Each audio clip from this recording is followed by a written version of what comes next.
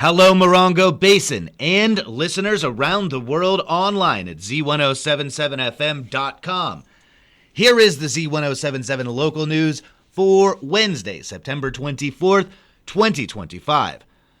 After he was arraigned on Monday, new details have been released about the man arrested for the alleged rape and kidnapping of minors.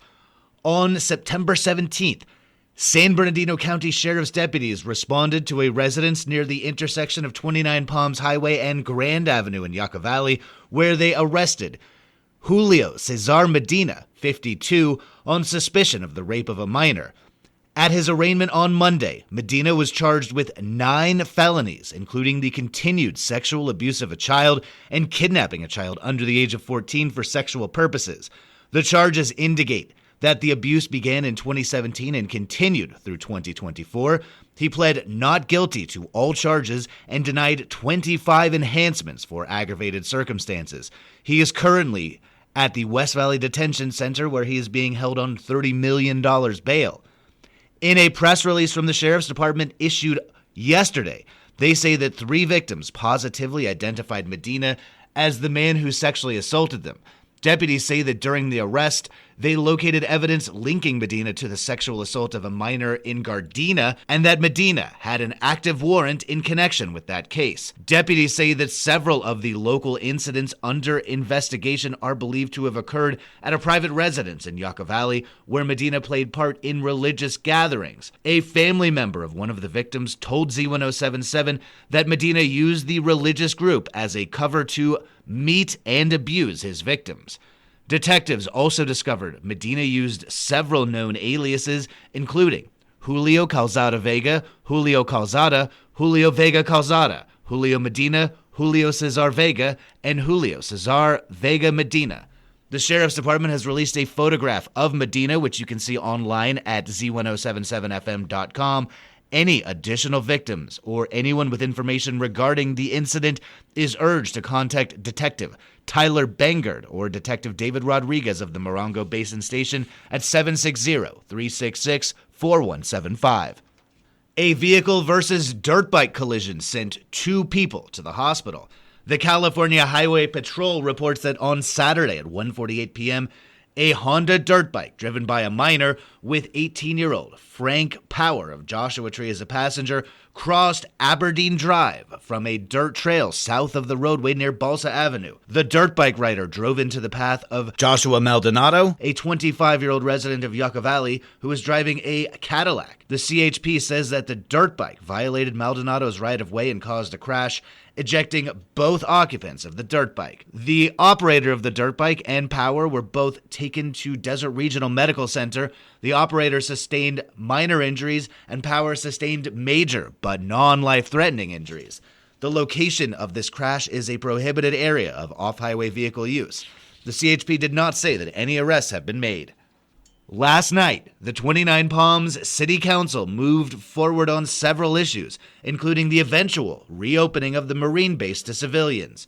Reporter Heather Clisby was there.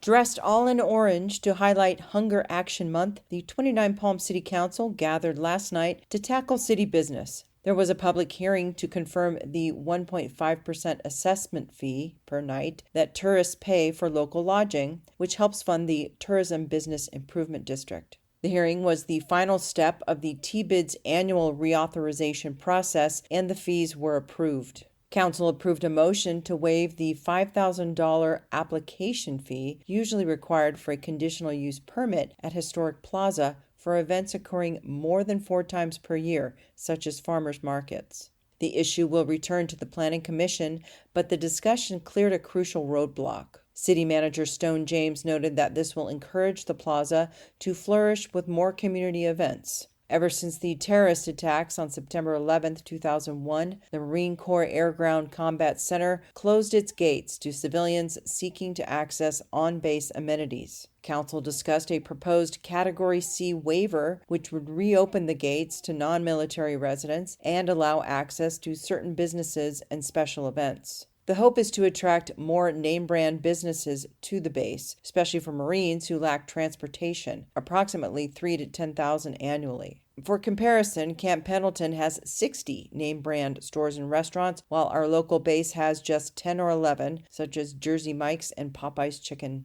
Of course, this would also mean an increase in sales tax revenue for the city. Council approved sending a letter of support to the Marine Corps to move forward with the waiver. The meeting concluded with some welcome news. Audrey Philpott of the 29 Palms Music Series Committee reported that voting has closed for the Levitt Foundation grant, and out of 100 cities, 29 Palms came in 12th, which means qualifying for the next step in the fall. The grant would fund 30 free concerts over 3 years at Freedom Plaza. Reporting for Z107.7, I'm Heather Clisby. A brief meeting of the Yucca Valley Planning Commission barely broke the half-hour mark. Here with an equally concise recap is online news editor Robert Hayden. First up, an agenda item to drop something from future agendas. The event space known as Tumbleweed Sanctuary off Pueblo Trail will be dropped from future Planning Commission agendas as the applicant wants to add off-site parking back into the project, which will require more revisions to their plan. The commission approved. 2 murals off Highway 62 were also approved. The Joshua Tree National Park Association's building on the corner of Cherokee and Highway 62 has proposed a mural with local flora and fauna on it, along with text identifying the business. That's planned for the east-facing side of the building. And a mural that you may have already seen has also been approved. An art gallery located at 55386 29 Palms Highway used to originally be a fire station and was later used as a motorcycle repair and sales shop in the 70s. A mural painted on the side depicts famous bird and burrito brother Graham Parsons on a chopper. Because the mural already exists, this is just bringing everything up to code. The Planning Commission had positive comments for both murals and both were swiftly approved. We'll have photos of the proposed and in-place murals at our website. Not a lot of updates for the land development report, according to town staff. Nice Dream Ices is anticipated to be operational in the first week of October. Starbucks say they plan to begin construction in September, and the town received tenant improvement plans for an El Pollo Loco in the former Pizza Hut building. For future agenda items, Sun Mesa Mini Storage and Dutch Bros may be concluding their secret requirements in the next couple of months, and a general plan update is coming sometime in December or January. The next Yucca Valley Planning Commission meeting will be on Tuesday, October 14th at 6 p.m. in the Yucca Valley Community Center room. Reporting for Z107.7 News, I'm Robert Hayden. The Basin Transit Board of Directors meets in regular session tomorrow to consider awarding transportation assistance grants to community projects or programs. The funding will help groups and agencies offset the cost of transportation. The board will revise their budget and receive their end-of-year update. They are also expected to approve an American with Disabilities Act paratransit plan. The Basin Transit Board of Directors meets Thursday at 5 p.m. at their office at 62405 Verbena Road in Joshua Tree. Copper Mountain Community College is holding a job fair and resource event tomorrow from 10 a.m. to 1 p.m. The event seeks to connect job seekers with employers across various industries such as healthcare, retail, government, hospitality, and public utilities. In addition, several San Bernardino County departments, including Workforce Development, Human Resources, the Public Defender's Office, and the Assessor Recorder County Clerk's Office will be on site. The Public Defender's Office will assist with remote record clearing, while the Assessor Recorder County Clerk's mobile unit will provide birth, death, and marriage certificate copies, notary public filings, fictitious business name statements, and assessor property information. The event takes place at Copper Mountain College, located right off 29 Palms Highway at 6162 Rotary Way. Registration is free and available at the official Eventbrite page. We'll have a link on our website. Trimming your dog's nails can be an ordeal. Here's Annalise Kuiper with a solution. My poor dog Cooper had very long nails on all his feet and adamantly refused to let me trim them. He was beginning to adjust his way of walking, especially on my concrete floors. I looked up Animal Action League because they have spayed, neutered, and vaccinated all my pets over the 32 years I've lived on Copper Mountain Mesa. Sure enough, there was a nail trimming clinic coming up, and there is a clinic every month, no appointment necessary. Just show up with your pet. The date loomed, and my brain conjured up all the horrific and terrifying things that could go wrong. First off, getting him into the car and down our atrocious dirt roads to the clinic. He's extremely protective and an excellent guard dog, just not well socialized, as we live 5 miles off the pavement, and hardly anyone ever comes over here.